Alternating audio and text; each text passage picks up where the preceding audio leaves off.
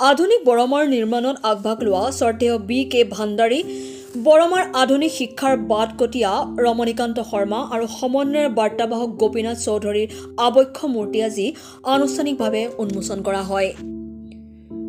নৱপ্ৰভাত গ্ৰাম্য আৰ্থ-সামাজিক উন্নয়ন সমিতিৰ উদ্যোগত বৰমা আঞ্চলিক ছাত্ৰ সন্থাৰ কাৰ্যালয়ৰ বাকৰিত আজি এই মূৰ্তি আনুষ্ঠানিকভাৱে উন্মোচন কৰে বৰমা হাইস্কুলৰ প্ৰধান শিক্ষক কালীকান্ত দাস, বজালী মহাবিদ্যালয়ৰ ভাৰপ্ৰাপ্ত অধ্যক্ষ ডক্টৰ নৃপেন চন্দ্ৰ নাথ শৰ্মা আৰু বৰমা মহাবিদ্যালয়ৰ অৱসৰপ্ৰাপ্ত ভাৰপ্ৰাপ্ত অধ্যক্ষ ডক্টৰ সুনীল কুমাৰ শৰ্মাই।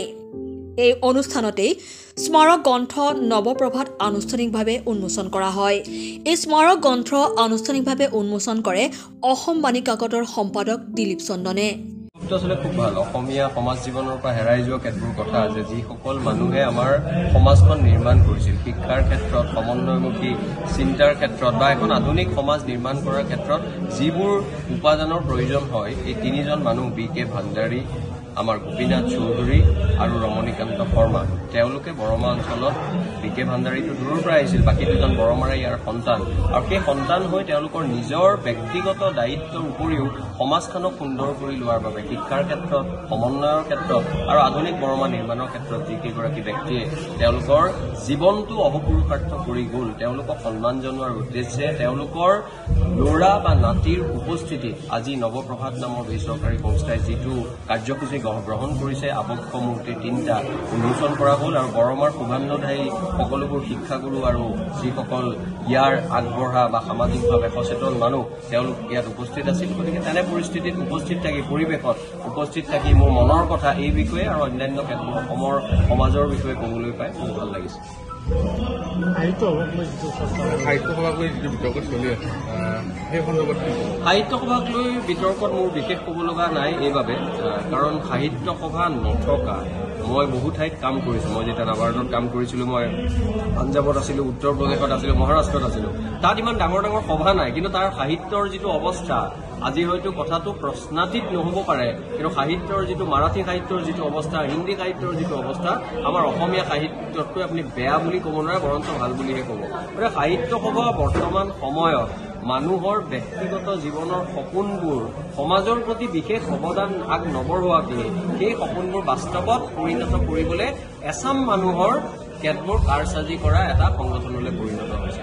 গতিকে নিশ্চিতভাৱে তেনে এটা সংগঠন মই ভাবোঁ তেওঁ না সাহিত্যৰ ক্ষেত্ৰত কাম কৰিব পাৰিব, না সমাজত এটা ভাল বাৰ্তা দিয়াৰ ক্ষেত্ৰত কাম কৰিব পাৰিব। ইয়াৰ অৰ্থ এইটো নহয় যে সাহিত্য সভাই একোৱে ভাল কাম কৰা নাই, এতিয়াও কৰি আছে। শাখা সাহিত্য সভাই বিভিন্ন অঞ্চলত বিভিন্ন প্ৰত্যাহ্বানৰ পিছত আমি ভাল কাম কৰাৰ বাতৰি আমি পাই থাকোঁ, কিন্তু মূল সাহিত্য সভাৰ সভাপতি কেন্দ্ৰিক আৰু প্ৰধান সম্পাদক কেন্দ্ৰিক যিটো অৰিয়া-অৰি উপদলীয় কণ্ডল, যিটো ৰাজনীতি, সেইটো কিন্তু আমাৰ প্ৰতিষ্ঠিত ৰাজনৈতিক দলতকৈও কম যেন মোৰ নালাগে, মোৰ লাগে বৰঞ্চ ইয়াত বেছিহে চলে। গতিকে তাৰ পৰা এটা দুৰ্গন্ধ ওলাইছে, সেই দুৰ্গন্ধৰ কথা মই ভাবোঁ বৰকে নপতাটোৱে ভাল হ'ব। সাহিত্য সভাৰ প্ৰথম ভূমিকা হ'ব লাগিছিল, অসম সাহিত্য সভাৰ ভূমিকাটো এনেকুৱা যে পৰিৱেশ সৃষ্টি কৰাৰ ক্ষেত্ৰত অসম সাহিত্য সভাই কোনো এজন মানুহক প্ৰত্যক্ষভাৱে সাহিত্যিক কৰি তুলিব নোৱাৰে, কিন্তু সাহিত্যানুৰাগী তেওঁ কৰি তুলিব পাৰে। কিন্তু মানুহৰ মাজত যেতিয়া এই ধৰণৰ অৰিয়া-অৰি কাজিয়া পেচালৰ কথা আপোনালোকৰ মাধ্যমেৰে বা বাতৰি কাকতত যেতিয়া আগস্থান পাব, তেতিয়াহ'লে নতুন প্ৰজন্মৰ আজি প্ৰথম বাৰ্ষিক প্ৰথম ষান্মাসিকৰ ছাত্ৰ বা ছাত্ৰীয়ে যদি দেউতাকক সোধে, ককা দেউতাকক সোধে যে তাত গৈ কি হ'ব, তাত দেখোন কাজিয়াহে দেখিছোঁ, তেতিয়া আমাৰ উত্তৰটো কি হ'ব? গতিকে নতুন প্ৰজন্মক আমি আশাহত কৰাৰ বাবে বা নকৰাৰ বাবেই আমি আচলতে সাহিত্য সভাৰ বাহিৰতো যে বহুবোৰ ভাল সাহিত্য মূলতঃ তাতেই সৃষ্টি হৈ আছে, সেই দিশলৈ আমি আচলতে আগবঢ়াই লৈ যোৱা উচিত। প্ৰতিবাৰে মানে সভাপতিৰ পদ আদিকৈ মানে বিতৰ্ক হৈছে, বাৰম্বাৰ সাহিত্য সভাৰ বিতৰ্ক, কিয় এই বিতৰ্ক? আপোনালোকে এই কথাটোত গুৰুত্ব দিয়াটো বাদ দিলে মই ভাবোঁ সেই কথাটো তেওঁলোকৰ লাহে লাহে 10 বছৰৰ পিছত দেখিব। সাহিত্য সভাৰ সভাপতিৰ প্ৰতি যেতিয়াই সাহিত্য সভাৰ সভাপতি আহিব, তেওঁ যদি ভাল কাম কৰিছে আপুনি সন্মান যাচক, তেওঁৰ আপুনি সাক্ষাৎকাৰ লওক, কিন্তু তেওঁ যেতিয়া এই ধৰণেৰে সভাপতি হোৱাৰ পিছত, মই ভৱিষ্যতৰ কথা কৈছোঁ, এতিয়াৰখিনিৰ কথা নাই কোৱা, তেতিয়া যদি আমি তেওঁক গুৰুত্ব কম কৰি দিওঁ, প্ৰাসংগিকতা কম কৰি দিওঁ, তেতিয়াহ'লে তাৰ প্ৰতি হয়তো এচাম মানুহৰ লোভ আৰু মোহটো কমিব, আৰু তেতিয়াও হয়তো অসমীয়া সাহিত্যৰ এটা পৰোক্ষভাৱে উপকাৰ হ'ব বুলি মই ভাবোঁ। আজি আমি এটা আমাৰ বৰমাৰ স্বেচ্ছাসেৱী অনুষ্ঠান নৱপ্ৰভাত গ্ৰাম্য আৰ্থ সামাজিক উন্নয়ন সমিতি, আপোনালোকে জানে আমি সমাজৰ লগত জড়িত হৈ সমাজৰ হকে আমি কাম কৰি আহিছোঁ নৱপ্ৰভাত গ্ৰাম্য আৰ্থ সামাজিক উন্নয়ন সমিতিয়ে। আৰু আজি আমি বৰমাৰ যিসকল মহান মনীষীয়ে বৰমাখনক প্ৰতিষ্ঠা কৰি থৈ গ'ল, আধুনিক বৰমাখন নিৰ্মাণ কৰি থৈ গ'ল বি.কে. ভাণ্ডাৰীদেৱ, সকলোৱে জানে। আৰু আমাৰ আধুনিক শিক্ষাৰ যিটো ব্যৱস্থা, এই ব্যৱস্থাটোক আগুৱাই লৈ যোৱা ৰমণীকান্ত শৰ্মা ছাৰ আৰু আমাৰ যিজন সমন্বয়ৰ বাৰ্তাবাহক গোপীনাথ চৌধুৰীদেৱ, তেখেতসকলৰ আজি আমি নৱপ্ৰভাত গ্ৰাম্য আৰ্থ সামাজিক উন্নয়ন সমিতিয়ে 3টা আবক্ষ মূৰ্তি আমি স্থাপন কৰিছিলোঁ। আৰু এই বৰমা আঞ্চলিক ছাত্ৰ সন্থাৰ বাকৰিত তেখেতসকলক স্থাপিত কৰি আমি আজি বৰমাবাসী ৰাইজৰ ওচৰত আমি উচৰ্গা কৰিলোঁ। গতিকে এই উপলক্ষে আজি আমি এখন স্মাৰক গ্ৰন্থ উন্মোচনী সভা আৰু স্মাৰক আবক্ষ মূৰ্তি উন্মোচনী সভা আমি আয়োজন কৰিছিলোঁ। নিৰ্দিষ্ট বক্তা হিচাপে আমি আমন্ত্ৰণ জনাই আনিছোঁ বিশিষ্ট নিবন্ধকাৰ সমালোচক ময়ূৰ বৰা ডাঙৰীয়া, হস্তি বিশেষজ্ঞ পদ্মশ্ৰী বঁটা প্ৰাপক কুশল কোঁৱৰ শৰ্মা ডাঙৰীয়া।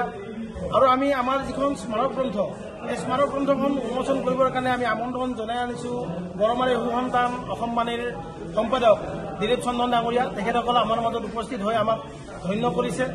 আমি ধন্য হৈছোঁ তেখেতসকলৰ আশীৰ্বাদ পাই। গতিকে আমি এনেকুৱা ধৰণে আজিৰ এই সভাখন অনুষ্ঠিত কৰি বৰমাবাসী ৰাইজৰ ওচৰত আমি এই আবক্ষ মূৰ্তি 3টা আজিৰ পৰা আমি উচৰ্গা কৰিলোঁ। গতিকে এই ক্ষেত্ৰত আমি বৰমাবাসী ৰাইজৰ সহায় সহযোগিতা আমি কামনা কৰোঁ। এই সভাত মুখ্য অতিথি হিচাপে উপস্থিত থাকে বিশিষ্ট নিবদ্ধকাৰ সমালোচক ময়ূৰ বৰা। এই সভাতেই হস্তি বিশেষজ্ঞ পদ্মশ্ৰী বঁটা প্ৰাপক ডক্টৰ কুশল কোঁৱৰ শৰ্মা, বৰমাৰ ৰাজহ চক্ৰ বিষয়া ঋতুপৰ্ণা দাসৰ লগতে নৱপ্ৰভাত গ্ৰাম্য আৰ্থ সামাজিক উন্নয়ন সমিতিৰ ভালেসংখ্যক বিষয়ববীয়া আৰু বৰমাৰ ভালেসংখ্যক বিশিষ্ট ব্যক্তি দল সংগঠনৰ বিষয়ববীয়াসকল উপস্থিত থাকে। বৰমাৰ পৰা অনুপম তালুকদাৰ ৰিপৰ্ট, অপৰূপা টিভি। প্ৰিয় দৰ্শক, আপোনাক অপৰূপা টিভিৰ তৰফৰ পৰা বিনম্ৰভাৱে অনুৰোধ কৰিছোঁ, এই চেনেলটো আপুনি ছাবস্ক্ৰাইব, শ্বেয়াৰ, ফলোইং, লাইক আৰু কমেণ্ট কৰি লগতে কাষতে থকা বেল আইকনটো ক্লিক কৰি আমাক আপুনি সহায় কৰে যেন। আপোনাৰ এই সহায় সহযোগিতাই অপৰূপা টিভি চেনেলটোক জীয়াই ৰখাত বিশেষভাৱে সহায় কৰিব। যদি আপুনি অপৰূপা টিভি চেনেলটোক ফেচবুক, ইউটিউব বা ইনষ্টাগ্ৰামত সদায় চাব বিচাৰে, তেন্তে আপুনি এতিয়াই চেনেলটো ফলোইং, ছাবস্ক্ৰাইব আৰু লাইক কৰি ওচৰতে থকা বেল আইকনটো বজাই দিয়ক আৰু অপৰূপা টিভিক সদায় উপভোগ কৰক। আপোনালোকৰ মৰম আৰু আশীৰ্বাদে অপৰূপা টিভিক আগুৱাই যোৱাত যথেষ্ট সহায় কৰিব। আমি সদায় প্ৰতিশ্ৰুতিবদ্ধ, ৰাইজৰ পক্ষত থাকি ৰাইজৰ হকে আৰু সমাজৰ উন্নতিৰ হকে কাম কৰি যাম। বিশেষ জানিব লগা থাকিলে প্ৰিন্স কাশ্যপ, পৰিচালন সঞ্চালক তথা মুখ্য সম্পাদক অপৰূপা টিভি, মোবাইল নাম্বাৰ 8135819868 নম্বৰত যোগাযোগ কৰিব পাৰিব। ধন্যবাদ।